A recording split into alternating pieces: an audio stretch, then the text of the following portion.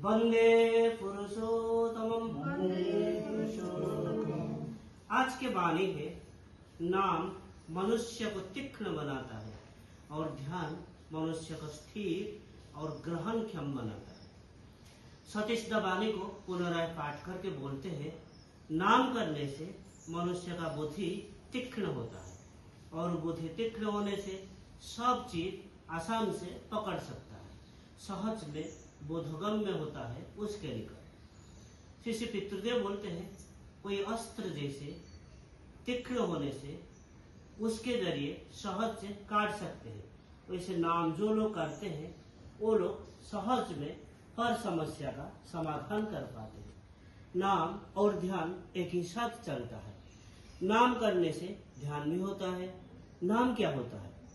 Repetition of name, और उसकी वजह से एक वाइब्रेशन सृष्टि होता है और उससे ब्रेन सेल, मस्तिष्क के सारे कोष सतेज होता है। फिर मदनदा बोलते हैं, नाम इटसेल्फ एक एनर्जी है, नाम खुद ही एक शक्ति है। श्री पितृदेव बोलते हैं, शरीर डेवलप करने के लिए, उसको गठन करने के लिए, जाने के लिए जैसे हमको व्यायाम करना जरूरी होता है, वैसे ब्रेन डेवलप करने के लिए, मस्तिष्क को सतेज रखने के लिए ये नाम करना होता है। ठाकुर के ऊपर अगर प्यार होता है तो वही होता है। ठाकुर को खूब प्यार करते हैं, उसका ब्रेन खूब तीक्ष्ण होता है। क्यों होता है? जैसे पितृदेव सतीशदा पे प्रश्न पूछते हैं। सतीशदा बोलते हैं, क्योंकि उसका सब कुछ इष्टार्थ के लिए नियोजित है। जैसे पितृदेव बोलते हैं, जो ईश्वर कोटि का भक्त होता है उसके रिपीटेशन ऑफ नाम, उनके लिए चिंता, उनके लिए करना, ये सब स्पॉन्टानियस या स्वतः स्फूर्त होता है और ऐसे चलने की वजह से स्वभावतः उसकी ब्रेन डेवलप्ड होता है, उसकी मस्तिष्क सतेज रहता है। फिर निष्ठा के साथ नाम अभ्यास करके वो अनुराग आता है। फिर जब अच्छा लगने लगता है तब वो और छोड़ नहीं पाता। निष्ठा नहीं जिसका, वो देखता है अनेक दिन से कर रहा है लेकिन कुछ होता तो नहीं और सोचता है, देख ये सब करके लाभ क्या है। फिर अविश्वास आता है, फिर खुद अपने मन ही ये सब छोड़ देने की बात सोचने लगता है और ध्यान की वजह से स्थिर और ग्रहण क्षमता बढ़ता है। ध्यान में स्थिर और ग्रहण क्षमता आता है। कोई स्थिर है तो उसकी ग्रहण क्षमता ज्यादा, एक ऐसे समझ में आएगा जैसे कोई समस्या के समाधान मेरे निकट कठिन प्रतीत हो रहा है, लेकिन वो समस्या जब मैंने तुमको बोला, तुम शायद उसका तुरंत समाधान कर दिए। इसका मतलब समस्या की बात बोलने के साथ साथ ही तुम उसमें डूब सके। फिर परमेश्वर पालदा पूछते हैं, ध्यान करने जब बैठते हैं तब देखते हैं विषयाशय की चिंता आ जाता है। जैसे पितृदेव बोलते हैं, नाम जब करते हैं तब भी घरवार, स्त्री पुत्र, सांसारिक विषय की चिंता रहता है, लेकिन इस समय इष्ट को केंद्र करके सोचना होगा और उस सोचने की कोशिश करना होगा।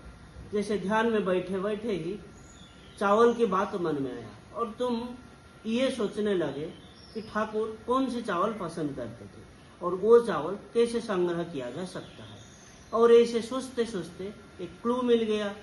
फिर तुम सोचने लगे कि अमुक निकट अगर जाते हैं या अमुक लोग ये चावल की बात बोला था या अमुक अमुक जगह में इसकी खेती है, तो मन को टाइट करने की प्रोसेस ही होता है यही। मन तो दौड़ा दौड़ी करेगा ही, घर संसार विषय आशय की चिंता होता है निम्नमुखी चिंता। जो चिंता ठाकुर को केंद्र करके है, इष्ट को केंद्र करके है, वही होता है ऊर्ध्वमुखी चिंता। जब नाम ध्यान करने बैठते हैं तब ठाकुर के विषय में ही सोचना होगा। बेवजह 5-10 घंटा नाना प्रकार की चिंता करना बुरी बात है। बहुत ख्याल लेके बैठा हूँ लेकिन 1 मिनट मात्र ठाकुर के बारे में सोचा हूँ, बाकी सब आजे बाजे चिंता कर रहा हूँ, ये सब बुरा है। तब रोज अभ्यास करना होता है, 1 मिनट 2 मिनट ऐसा अभ्यास कर करके मन स्थिर हो जाता है। फिर परमेश्वर पालदा बोलते हैं, बहुत लोग मैकेनिकली या अभ्यास वशतः इष्टभूति कर रहे हैं। इसका क्या मर्म समझते नहीं है। श्री पितृदेव बोलते हैं मैकेनिकली करने से भी होता है।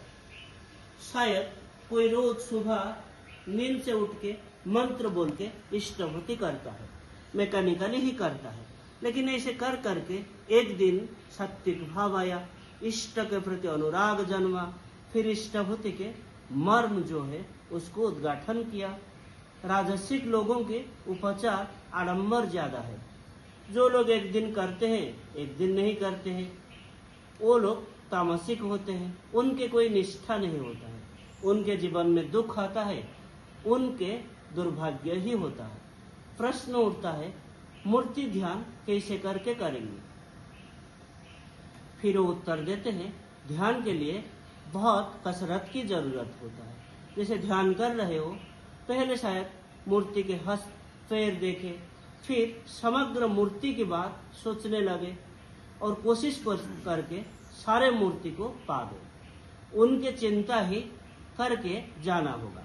आज्ञा चक्र में इष्ट को पकड़ के रखने की कोशिश करते करते मूर्ति कब आता है कब चले जाता है, लेकिन रिपीटेशन ऑफ नेम ओ हो के एक दिन आज्ञा चक्र में वही मूर्ति स्टैंड करता है, स्थिर रहता है।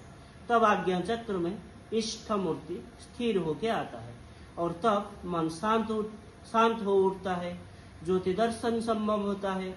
फिर आज्ञा चक्र में ठाकुर को जो पाया है आधार के अनुसार वो ठाकुर को रक्त मांस सपूर्ण वैसा ही पाता है। ये घटना इष्ट प्रसंग से 20 अक्टूबर 75 से लिया गया है। आज के लिए इतना ही। वंदे पुरुषोत्तमम्। वंदे पुरुषोत्तमम्।